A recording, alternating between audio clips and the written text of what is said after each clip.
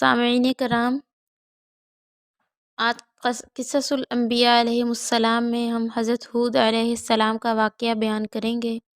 حضرت ہود علیہ السلام حضرت نوح علیہ السلام کی 5ویں نسل میں سام کی اولاد ہیں۔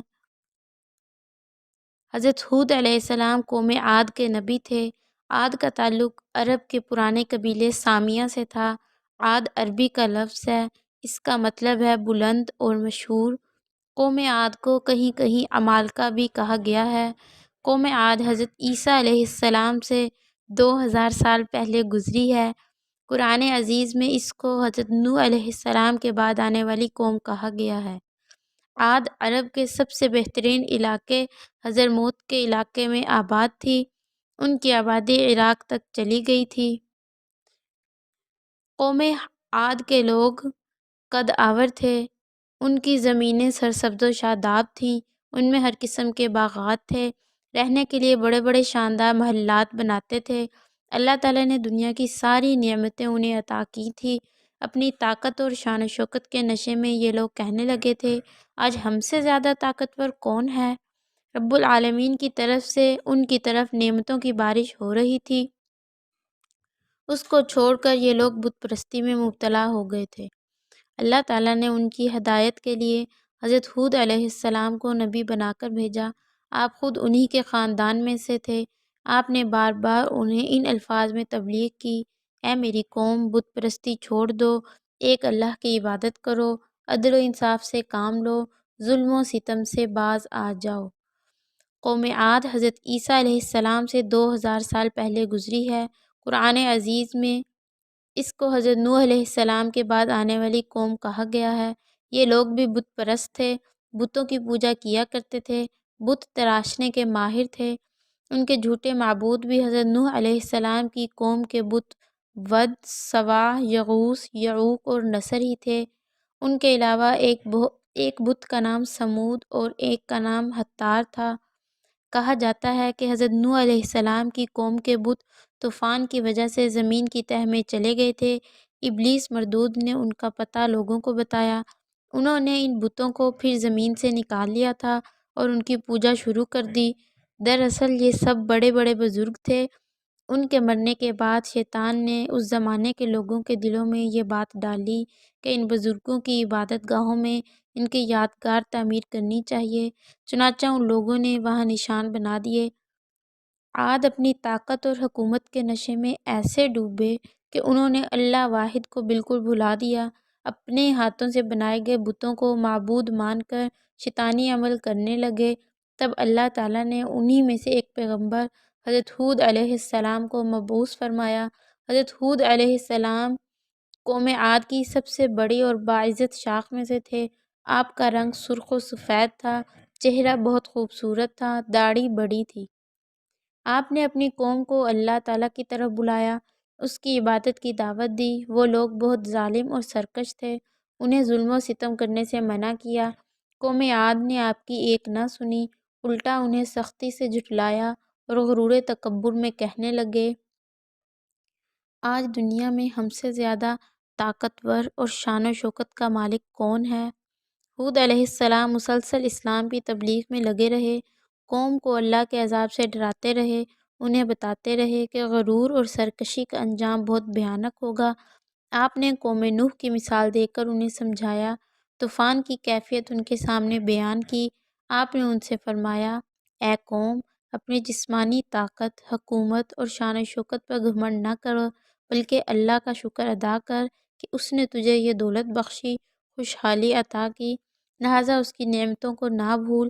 اپنے ہاتھوں سے بنائے بتوں کی پوجا سے باز آ جا، یہ نہ تجھے کوئی نفع پہنچا سکتے ہیں نہ کوئی نقصان، نہ دکھ پہنچا سکتے ہیں نہ سکھ۔ موت اور زندگی، نفع اور نقصان سب اللہ کے ہاتھ میں ہے۔ اے قوم کے لوگو، مانا کہ تم ایک مدت سے نافرمانی کی زندگی گزار رہے ہو، مگر آج بھی اگر توبہ کر لو اور باز آ جاؤ تو اس کی رحمت بہت وسیع ہے۔ توبہ کا دروازہ بند نہیں ہوا، اس سے معافی چاہو وہ بخش دے گا، اس کی طرف لوٹ جاؤ وہ معاف کر دے گا۔ تقویٰ اور اطاعت کی زندگی گزارو، وہ تمہیں دن دگنی اور رات چگنی ترقی عطا کرے گا، بہت عزت دے گا اور مال و دولت میں اضافہ کر دے گا۔ آپ انہیں تبلیغ کرنے کے ساتھ ساتھ یہ بھی فرماتے، میں تم سے کسی اجر اور بدلے کا خواہش مند نہیں، میرا اجر تو اللہ ہی کے پاس ہے۔ یہ بات خاص طور پر انبیاء کرام سے متعلق ہے۔ کوئی انبیاء کرام کو یہ طعنہ نہیں دے سکتا کہ وہ دین کی تبلیغ کر کے مال طلب کرتے ہیں یا حکومت مانگتے ہیں۔ وہ نہ تو قوم سے دولت مانگتے ہیں، نہ ریاست، نہ عزت، نہ کوئی اور چیز۔ وہ تو صرف ایک ہی بات کہتے ہیں، یہ کہ اللہ کی عبادت کرنے والے بن جاؤ۔ قوم عاد اپنی طاقت کے نشے میں مست تھی۔ اس نے حضرت ہود علیہ السلام کی بات نہ مانی۔ اس کے نتیجے میں اللہ رب العزت کی طرف سے ان پر پہلے عذاب کا آغاز ہوا۔ پہلا عذاب یہ تھا کہ 3 سال تک ان پر بارش نہ ہوئی، ان کی زمینیں خشک ہو کر ریگستان بن گئی اور باغات جل گئے۔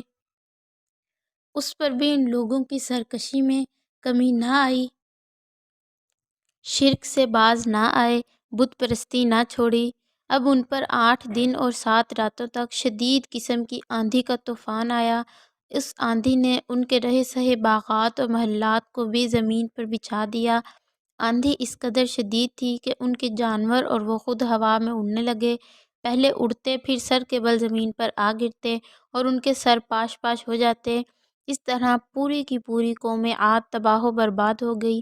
اللہ تعالیٰ کا ارشاد ہوا، ہم نے جھٹلانے والوں کی نسل کاٹ دی۔ مطلب یہ ہے کہ قوم عاد پوری کی پوری تباہ کر دی گئی تھی، اس لیے آئندہ ان کی نسل کا سلسلہ ختم ہو گیا۔ حضرت ہود علیہ السلام اور ان پر ایمان لانے والوں نے عذاب کے وقت ایک گیردار جگہ میں پناہ لی تھی۔ یہ عجیب بات تھی کہ اس طوفانی ہوا سے بڑے بڑے محلات تو گر گئے، مگر اس جگہ میں ہوا معمول کے مطابق چلتی رہی۔ ہود علیہ السلام اور ان کے ساتھی اس جگہ پر پرسکون انداز میں بیٹھے رہے، انہیں کسی قسم کی تکلیف نہیں ہوئی۔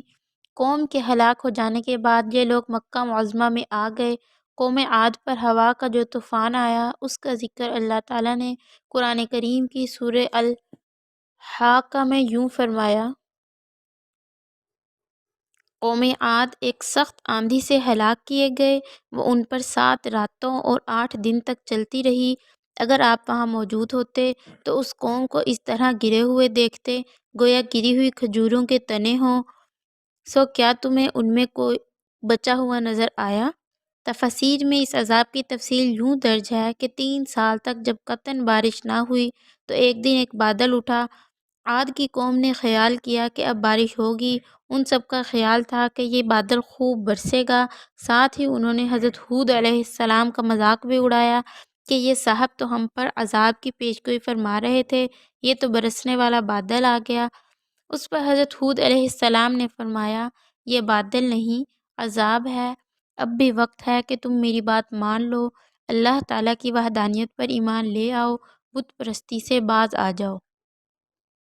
انہوں نے کہا، بھلا اس بادل میں عذاب کیسا؟ ہود علیہ السلام نے فرمایا، اس میں آندھی اور طوفان ہے، اس میں ایسی ہوا چلے گی کہ تمہیں اور تمہارے مکانات کو نیست و نابود کر دے گی۔ اس پر انہوں نے کہا، اے ہود، تم ہماری طاقت کو جانتے ہو، پھر بھی ہمیں ہوا سے ڈرا رہے ہو، اس کی شدت اور تیزی سے ڈراتے ہو، یہ ہمارا کیا بگاڑ لے گی بھلا؟ ابھی بات چیت ہو رہی تھی کہ وہ ابر شہروں کے کناروں پر آ گیا اور طوفانی ہوا چلنے لگی۔ 7 راتیں اور 8 دن تک مسلسل ہوا چلتی رہی۔